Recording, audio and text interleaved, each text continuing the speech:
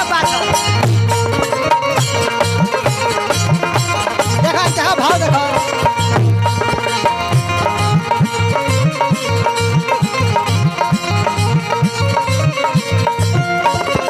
यही तरह को मेहरारू अपना मरद से परेशान बिया कहत दिया ये भोला भैया सुमन भाई दहिना हो देसिया पाया अंग्रेजी दहिना हो देसिया पाया अंग्रेजी का देखो तानी चिखीना ए राजा जी का रुआ देखो तनी कबो कबो भोलो भैया के देखी तो मौगी को हत्या कि राजा जी तो दुनु पारा पारी पीना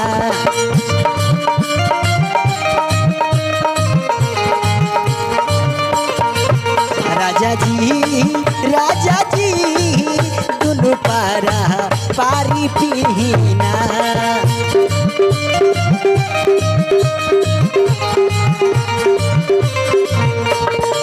दहिना हो देसिया पाया अंग्रेजी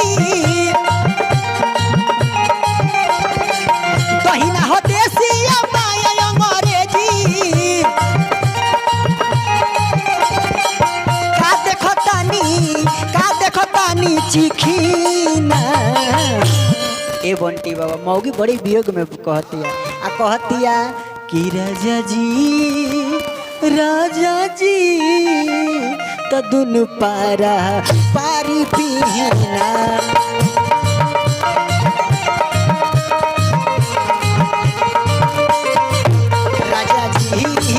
राजा जी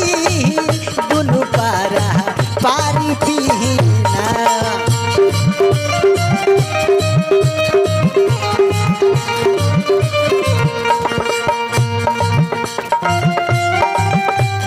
बन रहा चाचा है नहीं आजा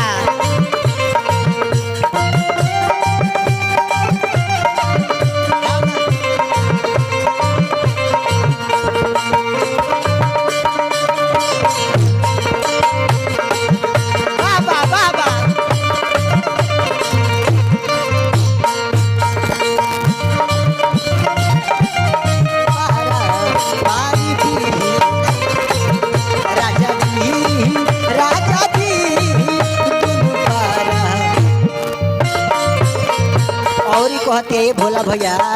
बंटी बाबा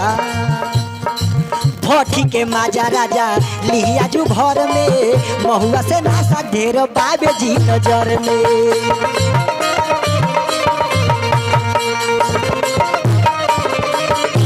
भट्टी के माजा राजा लिहिया जो घर में महुआ से नासा ढेर बाबे जी नजर में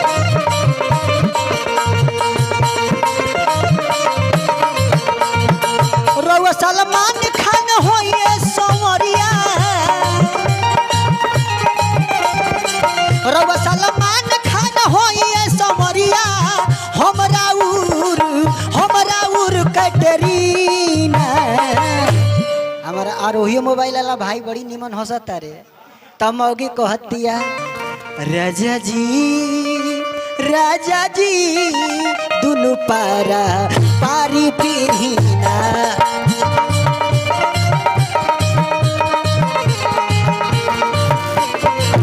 राजा जी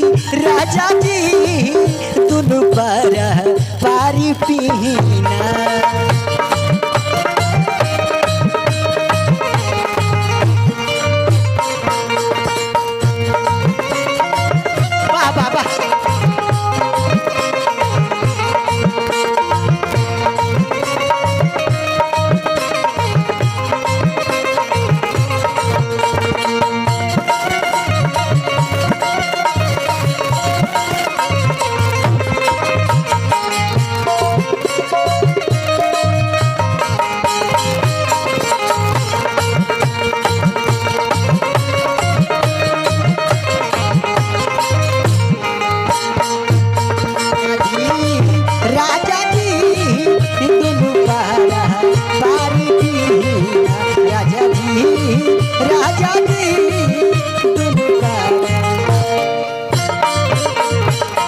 मौगी कहतिया ए भैया ध्यान देवे के बा लास्ट में कहतिया दीपू दीवाना तनी बुझ इशारा बियर के पियर डियर छोड़ दना सारा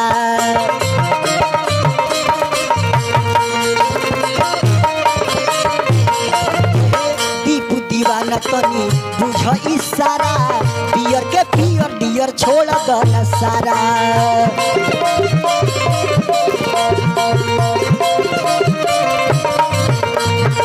सोनू पर्वत होई चढ़ली जवानी सोनू बनटी होई चढ़ली जवानी बाटे अधूरा रहुआ बीना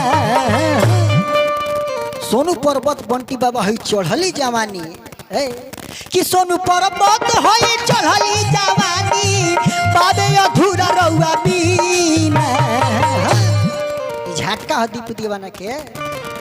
तो राजा जी तो दुनु पारा पारी पीना